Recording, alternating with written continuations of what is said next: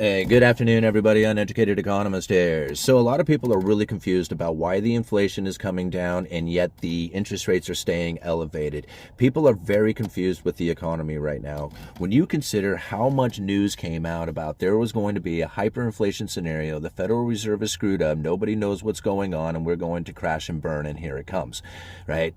Cash is trash, don't hold dollars. Everybody was just like so confused about it. Now, I tried to be the guiding light through it all because I was really holding on to what I believed was the Federal Reserve strategy to try and raise the Fed funds rate. They had totally achieved their goal. The problem that they were seeking was an inflation scenario that was running persistently too low. This was interfering with their monetary policy once they had reached the lower bound of zero. This is so confusing for people to understand, but once you do get it, it totally makes sense why it is that we have experienced what it is that we have over the last few years. The Federal Reserve had run out of monetary policy, period. It was over. Now, it's very difficult for people to understand that, but it was going to be a very difficult time for the Federal Reserve to try and attempt to continue on with their monetary policy when the ability to lower interest rates is no longer available. The Fed funds rate had hit zero. So now when we look out there and we think about when the Federal Reserve is trying to get inflation down, a lot of people are looking at a 2% target. The number one thing you have to understand right now that they are not going for a 2% target. It is a 2% average inflation rate over time, meaning sometimes they are going to attempt to achieve inflation that is elevated beyond 2%, meaning that the target is not 2%. So now when we think about what is average inflation rate over time, right? This is not something that is described in any kind of mathematical formula. This is going to be very difficult to understand, but the 2% average inflation rate over time is them looking at past deviations from inflation and then making up for them during the current times. So now when we think about the Federal Reserve and where they are going to keep interest rates and how elevated they are going to keep interest rates, a lot of people are doing their investments, their future planning, their ideas on a 2% inflation target. And that once the Fed achieves that, they will be adjusting monetary policy to keep that 2% target. I hope I make it clear that that is not the outcome. The outcome is a 2% average inflation rate that runs over time, meaning that we will see inflation running extra hot, extra long for an extended period of time until people say these words. The Fed is causing harm to the economy now that they have achieved their goal. They do not know what the goal is. This is probably some of the most important information to understand right now about the Federal Reserve and the way that they are conducting themselves, because nobody sees this. Every single article that I read is missing the average inflation rate over time. The Fed changed the way that they are conducting themselves. I do not know how to make myself any more clearer on this. Look at the speech that Jerome Powell gave. I will leave a link down in the description. He talks clearly about the average inflation rate over time and how they have no mathematical formula for figuring it out.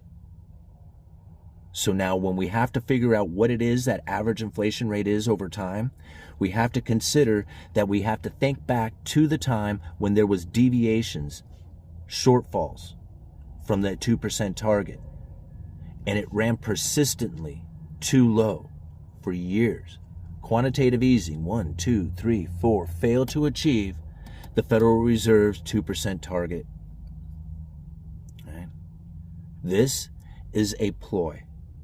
It was a ploy to try and get the average inflation rate back up, get their Fed funds rate back up to at least 5%, because this is what they would typically use to try and stimulate the economy.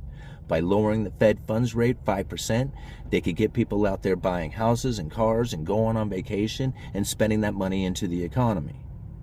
That was the failure of their monetary policy, and it was all due to the fact that we had a very persistently low inflation expectation. I could leave links down in the description to every single document that I have pulled from the Federal Reserve describing this exact way. Not stuff pulling from another blogger or YouTuber or something like that out there. The documents coming from the Federal Reserve itself. Now, I don't know how many people out there are talking about this average inflation rate, trying to show where it is that the Federal Reserve has described what it is that they are looking for to achieve their 2% average inflation rate target goal over time. Since nobody knows what this is, I have been explaining it. I have been trying to do this for you for a very long time. And now when all the investments are being done and all the projects that are getting started and all the anticipation of what it is that the Federal Reserve is going to do once the inflation has achieved that 2% target, they are missing it. They are missing it today. I mean, I can't explain it in a 10-minute video. All the videos that I have been posting on my channel for the last few months, you can go through all of them. You can go through all of them and you can get this information. You can get exactly clearly what it is that the Federal Reserve is attempting to do. You will know. You will know that the inflation is going to run persistent. You know they're going to keep the interest rates elevated.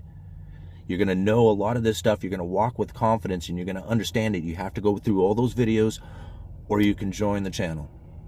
If you become a member of the channel, we discuss in live streams twice a week the very things that the Federal Reserve is talking about as of today. We go back and we talk about the things that they had mentioned before so that we can get a better understanding of what it is that they plan on doing going into the future. I don't see anybody else is doing it as thoroughly as I am right now.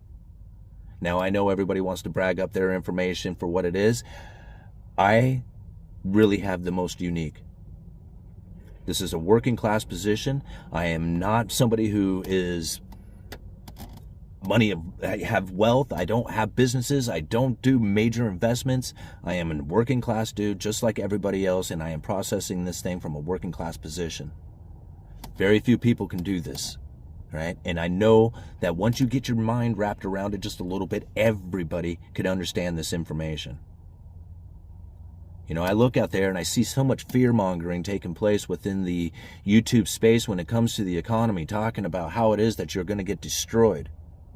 And those videos do so well. And I don't understand why it is that people just love fear, but I do it myself at times. But it's not a matter of being in fear that's going to get you through the next crisis or the next boom. What it's going to be is a better understanding of what is that's actually taking place. And the only way to do that is to take it seriously, to internalize this information, the information that the Federal Reserve is trying to tell you through their speeches, through their documents. It's not out there on the corporate media. I don't get it. I don't get it. Like, none of these talking heads seem to be able to describe average inflation rate over time like it is that the Federal Reserve is saying it. I'm like the only one.